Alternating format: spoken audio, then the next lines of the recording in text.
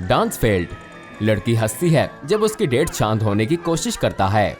Dancing rhythm game उसके अनुमान से कहीं अधिक कठिन थी और वो भी अपने इतने कम स्कोर पर हंसना शुरू कर देता है। वो उसका हाथ पकड़ता है और दोनों आर्केड में चलना शुरू करते हैं।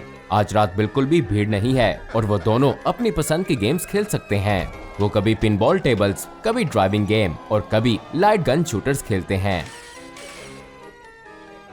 जैसे ही वो एयर हॉकी खेलना खत्म करते हैं, उसकी डेट को कुछ दिखता है। ये आर्केड की पिछली ओर एक दरवाजा है जिसका ताला खुला हुआ है, जबकि इसे बंद होना चाहिए था।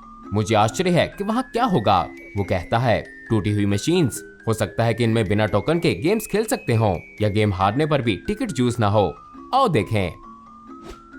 दोनों खुले हुए दरवाजे से अंदर जाते हैं और अब वो एक अंधेरे कमरे में है जो ऐसा लगता है कि काफी समय से यहाँ कोई नहीं आया है। हर जगह जाल और धूल है, लेकिन उसकी डेट सही कह रहा था। यहाँ बहुत सी टूटी हुई गेम्स मशीन्स हैं। जब एक पुरानी पिनबॉल मशीन की ओर जाता है तो वो उससे भी अपने साथ आने का कहता है। वो बटन को दबाता है लेकिन ये नहीं चलती है। वो जोर से इस पे हाथ मारता है लेकिन कुछ नहीं होता। कितना निराशाजनक है। ये वास्तव में पुरानी खराब मशीन्स हैं।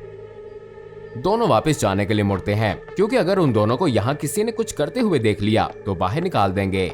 वो दरवाजे के बिल्कुल पास होते हैं जब वो रुककर एक दूसरे की ओर देखते हैं। क्या उन्हें अपने पीछे कुछ सुनाई दिया था? बुढ़िया को घूरते देखकर लड़की डर से चीखती है और इस बार उस पर हंसने की उसकी डेट की बारी है। ये सिर्फ एक पुरानी फॉर्च्यून टेलर है, डरने वाली कोई बात नहीं है। उन्होंने गलती से इसे चालू कर दिया होगा। उसे पहले ये नहीं दिखी थी, लेकिन ये मशीन जिस पर दादी की भविष्यवाणी लिखा है, ये जीवित हो गई और इसके अंदर बुढ़िया का मशीनी सर और टॉर्चों की लाइट जल रही है। बुढ़िया हिल नहीं रही है, लेकिन उसकी ग्लासी डेड आइज ऐसा लगता है कि लड़की की ओर सीधा उसको घूर रही हैं। वो दोनों एक दूसरे की ओर देखते हैं और सोचते हैं कि क्या किया जाए जब बिना किसी चेतावनी के बुढ़िया जीवित हो जाती है।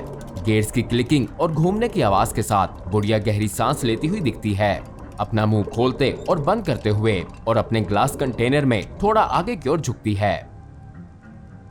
लड़की फॉर्च्यून टेलर की ओर कदम बढ़ाती है जबकि वो बुढ़िया गहरी सांस लेती रहती है, लेकिन तब अचानक बुढ़िया रुक जाती है। एक जोरदार क्लिक होता है और मशीन के सामने एक छोटे स्लॉट से एक कार्ड बाहर आता है। वो नीचे कार्ड की ओर देखती है और फिर ऊपर उस बुढ़िया को जो उसे घूर रही है, जैसे ये रोबोट वास्तव में उसे देख सकता हो। लड़की धीरे धीरे कार्ड की ओर अपना हाथ आगे करती है और बुढ़िया की निगाह उस लड़की पर टिकी रहती है। जैसे ही लड़की कार्ड को छूती है, ठीक उसी समय फॉर्च्यून टेलर की लाइट बंद हो जाती है और बुढ़िया झुक जाती है। वो क्या था? उसकी डेट पूछता है, लेकिन लड़की को यह भी नहीं पता चला कि वो उसके बगल में खड़ा था। वो मशीन के चारों ओर किसी ऐसी चीज की तलाश करता है जिस कारण ये ऑन हुई थी, जबकि लड़की उस स्लॉट से निकले कार्ड की ओर देखती है। जैसे ही वो इसे पढ़ती है, उसके चेहरे पर परेशानी दिखती है और वो बहुत घबरा जाती है। अरे इसे देखो, उसकी डेट कहता है और वो तुरंत कार्ड को अपनी पॉकेट में डाल लेती है। वो मशीन के पीछे जाता है और एक कटी हुई वायर को बाहर निकालता है, जिसका एक सिरा फॉर्च्यून टेलर से जुड़ा होता है और दूसरा सिरा ऐसा दिखता है जैसे किसी ने इसे काट दिया हो। ये प्लग इन भी नहीं है। चलो यहाँ से चलते हैं, वो उसे कहती है। उसे दोबारा कहने की जरूरत नहीं पड़ती है और वो दोनों कमरे से बाहर निकलकर आर्केड की रोशनी और म्यूजिक में आ जाते हैं। बाद में उस रात दोनों लड़की के अपार्टमेंट के सामने खड़े हैं। वो पूछता है कि क्या उसे यकीन है कि वो ठीक है और वो अभी भी उस टूटी हुई मशीन से नहीं डरी हुई है। वो शायद बैटरी ऑपरेटेड थी और उन्होंने किसी तरह से उसे चालू कर दिया था। लड़की सहमत होती है कि ऐसे ही हुआ होगा और वो ठीक है, बस थकी हुई है। वो उसे गुड बाय कहकर अपने अपार्टमेंट में चली जाती है और दरवाजा बंद कर लेती है। अंदर लड़की दरवाजे के साथ खड़ी हो जाती है। वो अपनी पॉकेट से कुछ निकाल कर घूरती है। ये वो भविष्यवाणी है जो मशीन से बाहर निकली थी। इस पर लिखा है, ऐसा लगता है कि तुमने कुछ गलतियां की हैं, कुछ चीजों की माफी नहीं होती है। ऐसा नहीं हो सकता, वो खुद को कहती है। ये सिर्फ एक संयोग है। लड़की अपने अपार्टमेंट में आगे चलती है और एक फ्रेम्ड फोटो उठाती है। ये उसकी कई साल पहले की तस्वीर है जिसमें एक और लड़की है जो उस जैसी दिखती है, उसकी बहन। वो उस रात के बारे में सोचती है, वो रात जिसे वो जितनी भी कोशिश कर ले कभी नहीं भुला पाएगी, जिस रात उसने उसे खो दिया था और खुद को भी। वो पिक्चर को वापस टेबल पर रखती है और अपने दूसरे हाथ में पकड़ी उस भविष्यवाणी को देखती है। वो कागज को मुट्ठी में बंद करके अपने बिस्तर में जाने से पहले इसे कूड़ेदान में फेंक देती है। देर रात हो चुकी है और लड़की बुरे सपने देखते हुए अपने बिस्तर पर हिल रही है जब अचानक वो जाग जाती है। क्या उसे कोई आवाज सुनाई दी थी? वो अपने कमरे में चारों ओर देखती है लेकिन उसे कुछ नहीं मिलता। ये दोबारा होता है, एक आवाज, और ये क्लोजेट से आ रही है। वो अपने बिस्तर से उठकर क्लोजेट की ओर धीरे धीरे बढ़ती है। वो क्लोजेट की ओर पहुंचती है और जैसे ही उसकी उंगलियां इसके दरवाजे के हैंडल को छूती हैं, दरवाजा जोर से खुद खुल जाता है। वो चीखती है और पीछे हट जाती है जब क्लोजेट से अनी हाथ उसकी ओर बढ़ते हैं। वो चिल्लाती है और उन हाथों को जो उसे अंदर ले जाने की कोशिश कर रहे हैं उनको मारती है। वो अपनी पूरी शक्ति से लड़ती है और वो इन हाथों से दूर जाने की कोशिश करती है। वो इनसे बचकर खड़े होने में सक्षम हो जाती है। वो दौड़कर कमरे के सामने वाले दरवाजे की ओर जाती है और ये हाथ उसका पीछा करते हैं। क्लोजेट से निकलते हुए लंबे और लंबे होते जाते हैं। हड्डियों के टूटने और नए जॉइंट्स के बनने की आवाजों के साथ जब ये कॉर्नर से मुड़ने के लिए आगे बढ़ते हैं, वो दरवाजे को खोलने लगती है। जब वो उसे पकड़ लेते हैं और पीछे की ओर खींचते हैं, जब वो फर्श पर गिर जाती है और अपने आप को बचाने और विरोध करने के लिए अपने नाखूनों को फर्श में दबाती है।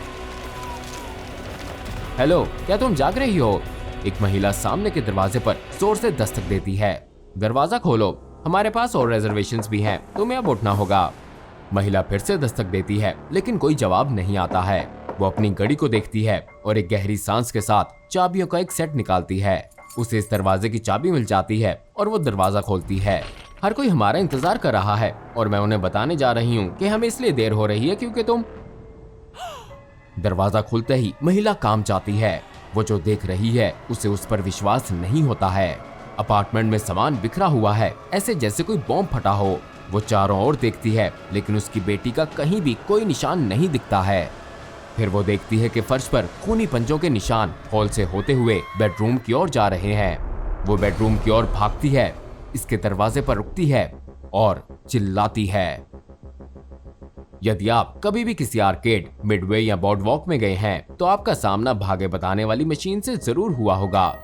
ऑटोमेटॉन वाले छोटे बूथ्स बहुत मजेदार होते हैं, जिसमें से आपको एक रैंडम कार्ड मिलता है जो आपको आपका भविष्य बताता है या आपके बारे में एक सीक्रेट रिवील करता है। इसमें स्पष्ट रूप से कुछ भी सच नहीं होता है, ये एक रैंडम कार्ड होता है। लेकिन एससीपी फाउंडेशन के पास एक ऐसी फॉर्च्यून टेलिंग मशीन है जो बहुत वास्तविक और खतरनाक दोनों है। फाउंडेशन के अनुसार SCP-517 एक 2 मीटर लंबा कांच और लकड़ी की फॉर्च्यून टेलिंग मशीन है, जिसमें एक सफेद कपड़े और नीली शॉल पहने एक बुजुर्ग महिला की मैकेनिकल एनिमेट्रॉनिक फैक्सिमाइल है। मशीन के ऊपर एक पैनल है जिस पर दादी की भविष्यवाणी लिखा हुआ है। प्रति घंटे में एक बार मशीन चालू हो जाएगी यदि कोई व्यक्ति एंटर होता है जिससे वो बुजुर्ग महिला की दृष्टि का क्षेत्र माना जाता है। वो सीधी उस व्यक्ति का सामना करेगी, ऐसा लगेगा जैसे वो उसे घूर रही है। मशीन के सामने वाली स्लॉट से एक फॉर्च्यून कार्ड निकलने से पहले, जिसके बाद ये बंद हो जाएगी और काम नहीं करेगी। ये भी पता नहीं चला है कि मशीन कैसे फंक्शनल हो जाती है, क्योंकि मशीन के पीछे से निकलने वाली एकमात्र तार कटी हुई है। मशीन से निकलने वाले फॉर्च्यून्स में भविष्यवाणी कम और एक छुपी हुई धमकी ज्यादा होती है, और प्राप्त फॉर्च्यून कार्ड्स में ये उदाहरण शामिल हैं। तुम्हारी माँ ने तुम्हें इससे बेहतर पाला है, मुझे माफ करना लेकिन सच सच ही होता है। कुछ लोग नहीं जानते कि दयालु कैसे बना जाता है, लेकिन तुम्हें बहुत जल्दी पता चल जाएगा, नहीं? और जो लोग भयानक काम करते हैं वो भयानक चीजों के ही लायक होते हैं। इसको अपने पर लाने वाले तुम खुद हो। SCP-517 के एक्टिवेशन के बाद स्थानीय समय अनुसार 1:43 AM से शुरू होकर एक ही घटना हमेशा होगी। जिस व्यक्ति को मशीन द्वारा लक्षित किया जाता है वो अपने आप को कई एंटिटीज द्वारा हमला करते पाएंगे, जिन्हें SCP-517-01 नामित किया गया है। ये एंटिटीज लंबी मल्टी जॉइंट हाथ हैं जो व्यक्ति के आसपास के स्थान से निकलते हैं। इनकी एग्जैक्ट संख्या कितनी है ये वेरी करता है, लेकिन आमतौर पर ऐसा लगता है कि 10 और 36 के बीच में ही ये एक ही स्थान से निकलते दिखाई देंगे, जो अक्सर एक कम, तंग और अंधेरी जगह जैसे क्लोजेट, बेसमेंट या बेड के नीचे होती है। हाथ इस क्षेत्र से बाहर निकलेंगे और व्यक्ति को स्थान पर वापस खींचने से पहले जहां से वो प्रकट हुए हैं उसे पकड़ने की कोशिश करेंगे। ऐसा प्रतीत होता है कि किसी भी लिमिट तक स्ट्रेच हो सकते हैं जब तक उन्हें व्यक्ति का पीछा जारी रखने की आवश्यकता होती है, और इनके कई जोड़ कॉर्नर्स या किसी ऑब्स्टेकल्स के आसपास बेंड हो सकते हैं। यदि व्यक्ति इनसे लड़ने और बचने में सक्षम हो जाता है तो नए हाथ शिकार को पकड़ने के लिए आसपास से प्रकट होंगे। एक बार जब ये लक्षित व्यक्ति को पकड़ लेते हैं और उसे उस क्षेत्र में वापस ले जाते हैं जहां से वो प्रकट हुए थे, फिर ये उस पर बेदर्दी से हमला शुरू कर देते हैं, उसे तब तक मारते हुए जब तक पीड़ित व्यक्ति मांस और हड्डियों के खूनी ढेर के अलावा कुछ भी ना हो। आज तक फाउंडेशन को SCP-517-01 एंटिटीज के हमलों से बचने वाले किसी भी लक्षित व्यक्ति की खबर नहीं मिली है। उस घटना में जब भागे बताने वाली मशीन एक ही दिन में कई बार एक्टिव हुई थी, तब एक ही समय में अलग अलग स्थानों में हाथों की मल्टीपल इंस्टेंसेस प्रकट होंगी और प्रत्येक समूह अपने लक्षित व्यक्ति का शिकार करेगा। ये पता लगाने का प्रयास किया गया कि हाथ कहां से प्रकट होते हैं, और टेस्टिंग के दौरान मूल स्थान का पता लगाने के लिए लक्षित व्यक्ति के चारों ओर कैमरास लगाए गए। दुर्भाग्य से हाथों को किसी तरह पता चल गया कि उन्हें देखा जा रहा है, और फिर वो किसी ऐसी जगह से निकले जहां पर कैमरे का फील्ड ऑफ व्यू नहीं था। SCP-517 पर किए गए टेस्ट से एक सबूत मिला। DNA के फ्रैगमेंट्स उन क्षेत्रों से मिले जहां SCP-517-01 की इंस्टेंसेस प्रकट हुई थीं, और DNA की जांच से पता चला कि ये एक मानव है, लेकिन ये DNA है किसका और कहां से आया यह भी पता नहीं चल सका है।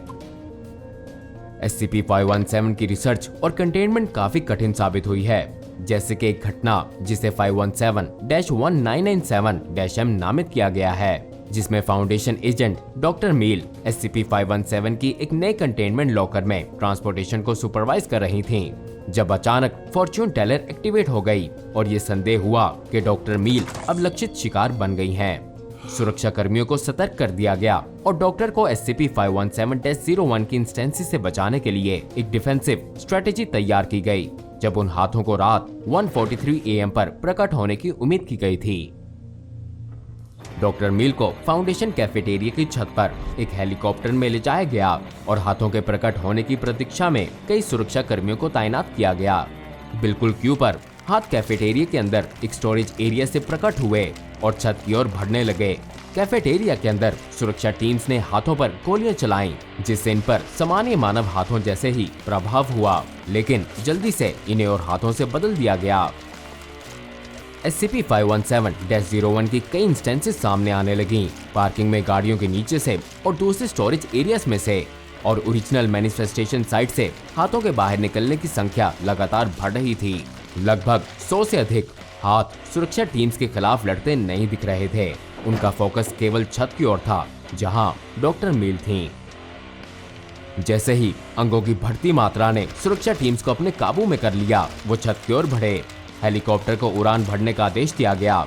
हेलीकॉप्टर हवा में उड़ा, लेकिन हाथ हेलीकॉप्टर के नीचे से कहीं से प्रकट हो गए। हाथों ने हेलीकॉप्टर की खिड़की तोड़कर डॉक्टर मील को बाहर निकाल लिया और अपने नीचे छत पर इंतजार कर रहे हाथों को पकड़ा दिया, जो बाद में उसे कैफेटेरिया के वेंटिलेशन सिस्टम में ले गए। कैफेटेरिया में एक सुरक्षा कर्मी ने चाकू से अंगों को काटकर डॉक्टर मील को बचाने की कोशिश की, लेकिन हाथों ने अब उन पर हमला करने वाले को अनदेखा करने की बजाय उसे भी पकड़ लिया और डॉक्टर के साथ स्टोरेज लॉकर की ओर खींच लिया। अंत में सुरक्षा टीम के 4 मेंबर्स को डॉक्टर मील के साथ हाथों ने स्टोरेज एरिया में खींच लिया।